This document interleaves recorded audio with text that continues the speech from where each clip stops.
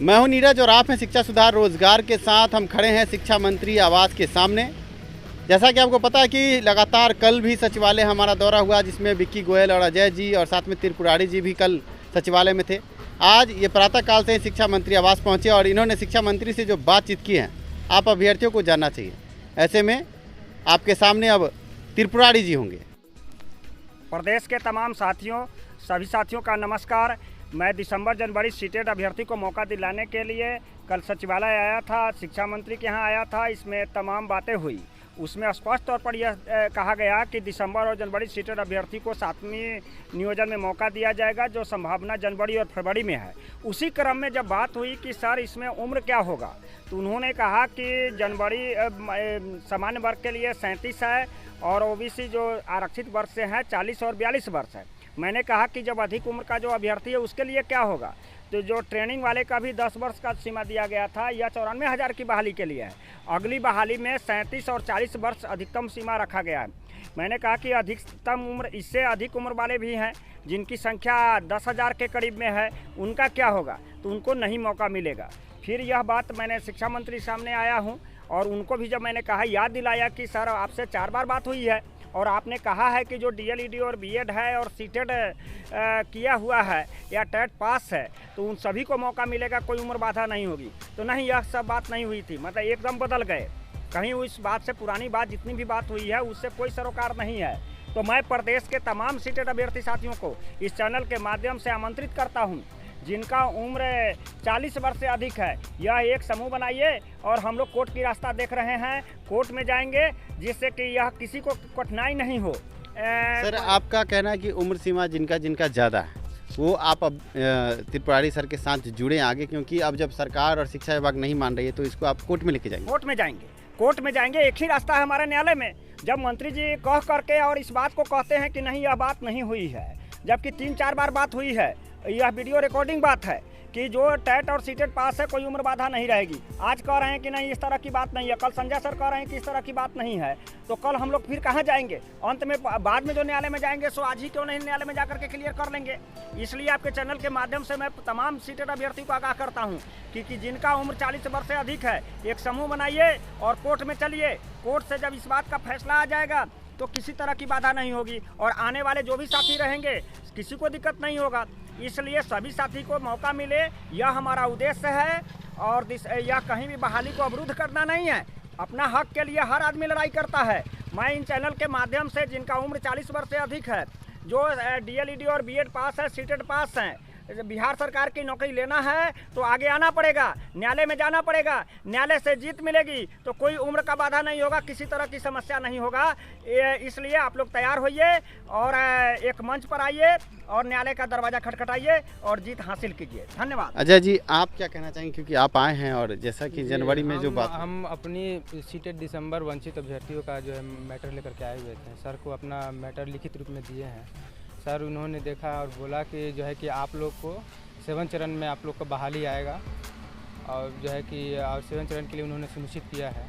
और मैं सभी वंचित अभ्यर्थी से मैं बोलना चाहूँगा कि जो है कि खास करके महिला वर्ग को, अगर ये बहाली अगर 7 फेज में भी अगर हम लोग को सुनिश्चित करना है तो आप लोग को आगे आना पड़ेगा और जो है कि और जो है आगे आकर के और इसको सुनिश्चित करना होगा। जैसे सवाल है आपसे कि जैसा कि अभी दूसरे चरण की काउंसलिंग चलने वाली है, इसमें जो कहा जा रहा था कि महिला सीट को पुरुष में दिया जाएगा, इस तरह आप जो कल आपकी वार्ता है उसको थोड़ा विश्लेषित कर दें। जी, उन्होंने जो है कि संजय सर वो क्लियर किए हैं कि जो सीटें रिक्त रह जाएंगी वो किसी भी सूरत में जो है कि नहीं दिया जाएगा किसी भी कैटेगरी को। वो बची रिक्तियों को 7वां चरण में जोड़ करके सभी वंचित अभ्यर्थियों को मौका मिलेगा। और जो है कि यही हम कहेंगे कि जो अगर हम लोग को अपना सुनिश्चित करना 7 फेज में भी अगर अपना सुनिश्चित करना कि हम लोग शिक्षक बनेंगे, तो हम लोग को खास करके महिला वर्ग को करें बोलना है कि वो आगे आएँ और वो सपोर्ट करें, तभी हम लोग सुनिश्चित हो पाएंगे कि हम लोग 7 चरण में हम लोग को जनवरी माह में हम लोग को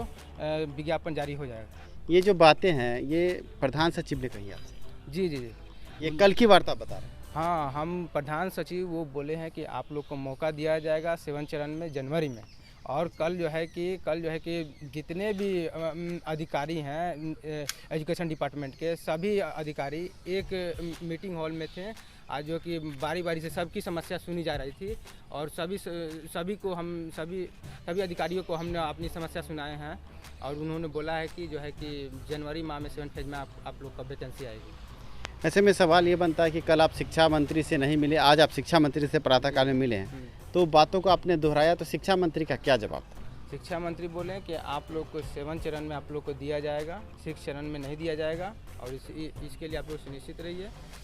तो ये हम कह सकते हैं कि जो सीटेट दिसंबर जनवरी अभ्यर्थियों द्वारा जो आंदोलन किया गया, जो बीच में बातचीत चल रही थी कि महिला सीट को पुरुष में किया जाएगा और उन्हीं लोग को पहले मौका दिया जाएगा जो आवेदन कर चुके, तो ये तो सीटेट दिसंबर की एक तरह से जीत हुई कि सीटों का बंटवारा गलत तरीके से नहीं होगा और सीटेट दिसंबर जनवरी अभ्यर्थियों को सभी सीटें मिलेंगी। जी सर, देखिए अगर कोई भी इस टाइप का गतिविधि करता है तो वो हमेशा हम लोग के लिए लाभकारी होगा।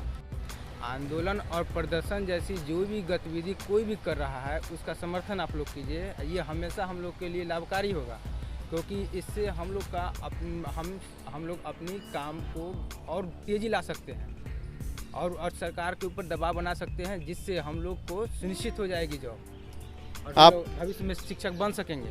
आपने सुना अजय जी द्वारा जो भी वक्तव्य दिए गए हैं, बहुत पुख्ता वक्तव्य दिए गए हैं कि आंदोलन कहीं ना कहीं सकारात्मक हुआ और वो सफल हुआ है कि सीटों का बंटवारा गलत तरीके से नहीं हुआ। जैसा कि पहले ऐसा पता चल रहा था कि सीट जो है महिला सीट को पुरुष में करके जो अभ्यर्थी आवेदन कर चुके उन्हीं को मौका दिया जाए, ऐसा कुछ निकल कर आ रहा था। पर आंदोलन के बाद अब शिक्षा मंत्री ने भी साफ कर दिया है कि जो भी बची सीटें हैं विभिन्न कोटि की, वो 7वें चरण में जुड़ेगी। सर, एक अंतिम सवाल आपसे होगा, तो इसका मतलब ये दूसरे चरण की काउंसलिंग के बाद क्या तीसरे चरण की काउंसलिंग का बात हुआ या सीधे 7वां चरण? नहीं, वो तीसरे चरण की काउंसलिंग जो है कि सर बोले संजय सर कि ये तीसरी चरण की काउंसलिंग जहाँ जहाँ रद्द हुई है या जहाँ नहीं हुई है किसी कारणवश, वह बस वहीं पर होगी।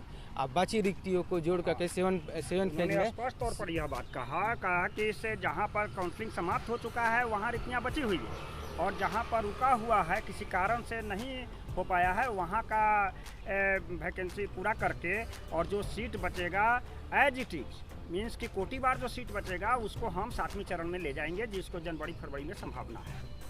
इसमें पुरुष या स्त्री को बदलाव में सीट में चेंजिंग में या किसी कैटेगरी में बदलाव की बात नहीं ने कहा कि जो सीट बच रही है इसकी संख्या को हम अगली बहाली में ले जाएंगे और फिर सीट को जोड़। ऐसे में त्रिपुरारी सर आपसे भी एक सवाल होगा कि अब जो ऐसा कहा जा रहा था कि 2014 के संशोधित नियमावली से 6ठे चरण में जो मौके की बात है, अब इसको हम समझे कि अब इस पर कार्रवाई ना होकर 7वां चरण। काफ़ी प्रयास किया, मैंने काफ़ी बल दिया इस पर कि 214 के नियमावली का आपने उपयोग किया था और बहाली का मौका दिए थे। आज 47,000 सीट खाली है, 47,000 सीट खाली को 214 के नियमावली का उपयोग करते हुए आप इसको इसी 6ठे चरण में नियोजन में मौका दे दीजिए। तो उन्होंने कहा कि नहीं, यह अब संभव नहीं है, 214 का उपयोग नहीं होगा। अब इस जो भी सीट बचेगी इस संख्या को अतिरिक्त सीट को जोड़ करके 7वीं फेज में होगा, जिसकी संभावना छठी प्रक्रिया कंप्लीट हो जाता है। आज भी हमने लिखित के रूप में पत्र के माध्यम से हमने जो है कि 4th काउंसलिंग का ही डिमांड किया है 2014 नियमावली के अनुसार।